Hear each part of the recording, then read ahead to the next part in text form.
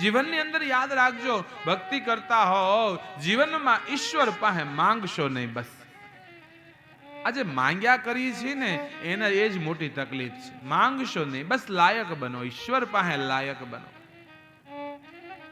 ભગવાન પાસે તો ક્યારેય નહીં માગતા, લોકો પાસે તો નહીં જ.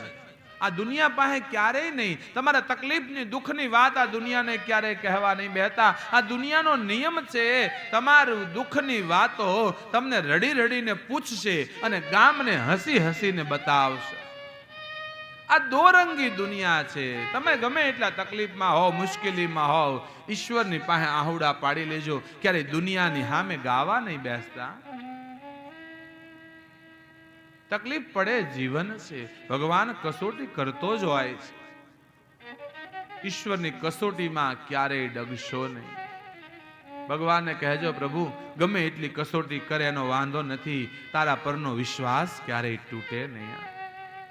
અને આપણી તો શું કસોટી કરી ભગવાને. જો નરસિંહ મહેતાને બાપના શ્રાદ્ધ કરવાનો વેત નહોતો રહ્યો, દીકરીના મામેરા કરવાના વેત નથી રહ્યા, આટલી કસોટી કરી ત્યારે ભગવાન મળ્યો છે. ઝેરના કટોરા હાથમાં લઈ અને મીરા પી જાય ત્યારે કૃષ્ણ મળ્યો છે. એમ સીધું સાદું મળે એવો માર્ગ નથી. આપણે ઉનાળામાં 50 રૂપિયાનું માટલું લેવા જાય તોય 3 ટકોરા મારીએ છીએ.